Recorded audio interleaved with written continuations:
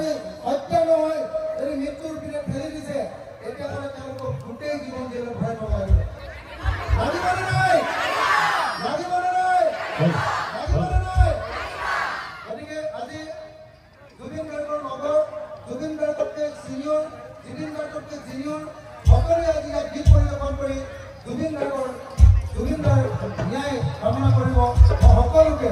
সুশৃংখলিতভাৱে অনুষ্ঠানটোত অংশগ্ৰহণ কৰিবৰ কাৰণে অনুৰোধ জনাইছোঁ।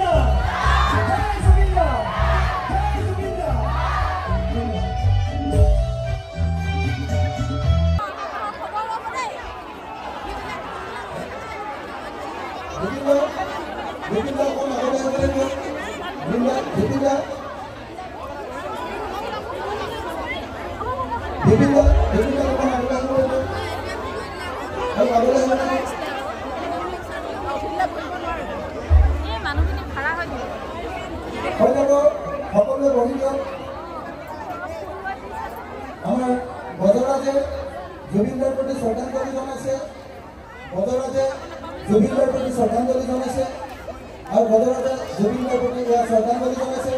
সকলোৱে এটা হাততালি বজাই বদলৰ প্ৰতি সন্মান প্ৰদৰ্শন কৰিব আৰু এতিয়া আমি প্ৰগ্ৰেম আৰম্ভ কৰি সকলোকে বহিবলৈ অনুৰোধ কৰিছোঁ একদম বাহিৰৰ পৃথিৱী চাবলৈ নাপায় হয়নে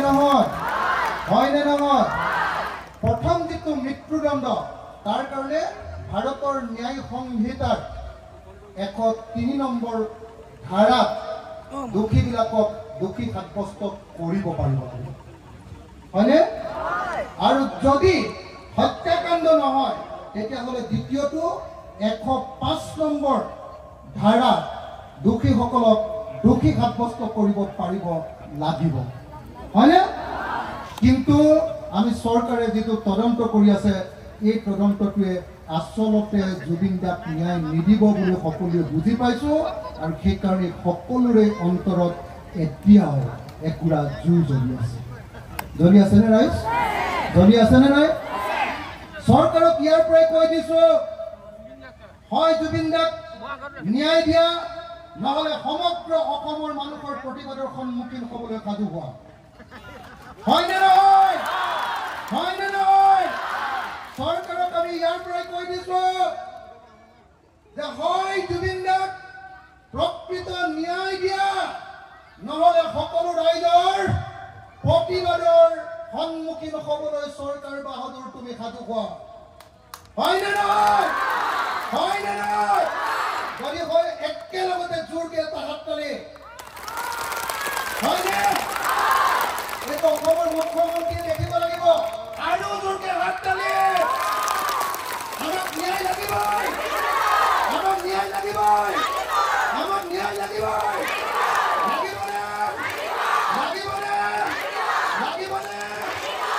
অকল আমি জুবিন দাৰ গীত শুনিবৰ কাৰণে অহা নাই অকল জুবিন দাক ফুল দিবৰ কাৰণে অহা নাই অকল জুবিন দাৰ কাৰণে কান্দিবৰ কাৰণে অহা নাই একেলগতে আমি জুবিন দাৰ কাৰণে ন্যায় আদৰি আনিব আহিছোঁ হয়নে নহয়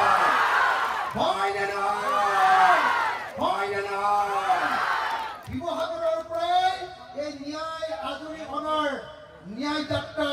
আজিৰ পৰা আৰম্ভ হৈছে যদিহে চৰকাৰে ন্যায় নিদিয়ে দৰকাৰ হ'লে গোটেই অসমৰ ৰাইজ ৰাজপথলৈ ওলাই আহিব লাগিব আৰু চৰকাৰৰ পৰা আমি ন্যায় কাঢ়ি আনিব লাগিব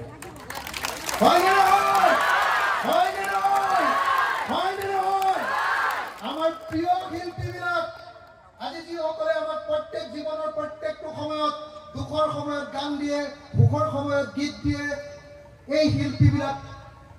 যিসকলে ভালকে কেতিয়াবা নিজৰ জীৱনটো পৰিচালনা কৰিব নোৱাৰে খাবলৈ ববলৈ অসুবিধা হয় সেই শিল্পীবিলাকে অনবৰতে আমাক সুখত ৰাখে আৰু তেওঁলোকৰ যেতিয়া বিপদ হয় তেতিয়া যদি আমি শিল্পীসকলৰ লগত নাথাকো আমাৰ ভদিয়াত কোন ঢুকাইছিলে ৰাজীৱ ভদিয়াত ঢুকাওঁতে যেনেকৈ আমি সকলো উগুৰি খাই পৰিছিলোঁ এতিয়া জুবিন দা ঢুকাওঁতেও আমি সকলো উগুৰি খাই পৰিছোঁনে নাই আৰু জুবিন দাক যেতিয়ালৈকে ন্যায় নিদিব তেতিয়ালৈকে এই চৰকাৰক বুঢ়া আঙুলি দেখুৱাই থাকিব লাগিবনে নাই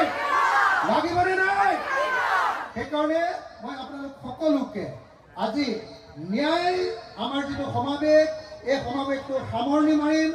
মায়াবিনী গানটোৰ জৰিয়তে আন্ধাৰ পোৱাৰ লগে লগে আন্ধাৰ পৰিবলৈ লোৱাৰ লগে লগে একেলগতে সকলোৱে মায়াবিনী গান আমাৰ সকলো শিল্পী বিশিষ্ট শিল্পীসকলে আমাক নেতৃত্ব দিব আৰু আমি সকলোৱে তলত গীত গাম কোনেও ওলাই নাযাব কোনেও আঁতৰি নাযাব কোনেও কথা পাতি নাথাকিব